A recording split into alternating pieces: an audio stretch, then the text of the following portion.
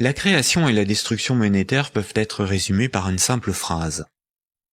Ce sont les crédits qui font les dépôts, et non les dépôts qui font les crédits. Cette phrase permet de se rappeler que la totalité de la monnaie en circulation sur nos comptes en banque ou dans nos poches est créée par le crédit bancaire.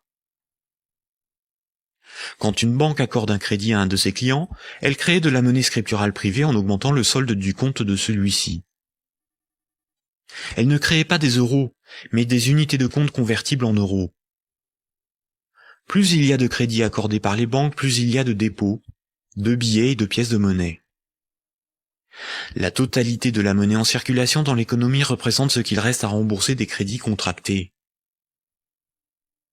Quand Paul achète une automobile à crédit, il paie tout de suite le vendeur avec la monnaie créée. 2 jours plus tard, le vendeur achète une télévision, des livres et un ordinateur. Les vendeurs de la télévision, des livres et de l'ordinateur vont eux aussi réaliser des achats. Paul n'a pas commencé à rembourser son crédit que la monnaie circule déjà dans l'économie.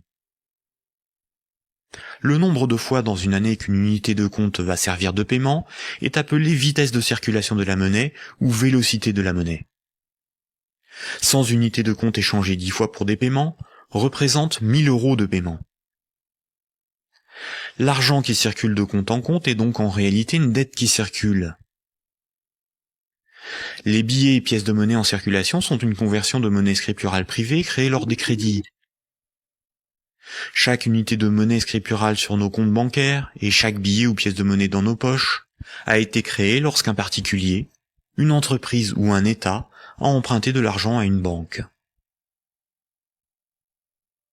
Une banque peut aussi créer des unités de compte pour ses propres dépenses.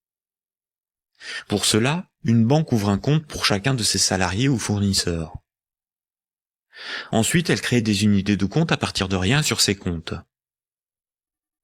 C'est comme cela que les banques assument leurs charges ou réalisent des investissements. On dit que la banque monétise ses frais de fonctionnement ou ses achats. Quand elle paie un employé ou un fournisseur par création monétaire, la banque ne fait rien de plus que de se créer une nouvelle dette envers celui-ci.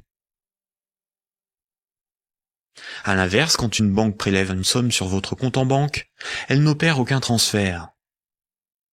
Quand elle prélève des frais bancaires ou simplement les mensualités de remboursement d'un crédit bancaire, elle détruit de la monnaie. Ainsi, votre banque vous doit moins d'argent. Comme nous l'avons vu, historiquement, la monnaie remplaçant le troc est un mythe qui vous laisse penser que la monnaie est un élément physique permanent, et donc il y a quelque chose sur votre compte. Ceci vous semble d'autant plus vrai que vous pouvez retirer des billets de banque de votre compte. Les médias vous font croire qu'une banque doit amasser de la monnaie avant de pouvoir en prêter.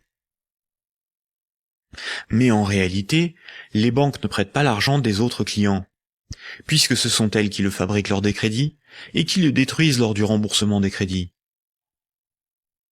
Un crédit n'est en rien un prêt ou un emprunt. Il s'agit en réalité d'une création monétaire temporaire ou d'une location de moyens de paiement. Récapitulons. La monnaie scripturale privée est créée par les crédits, à partir de rien. Cette monnaie est détruite lors du remboursement des crédits. Ceci sous-entend une création-destruction simultanée et concurrente qui détermine une masse de monnaie scripturale privée en circulation, que l'on appelle masse monétaire.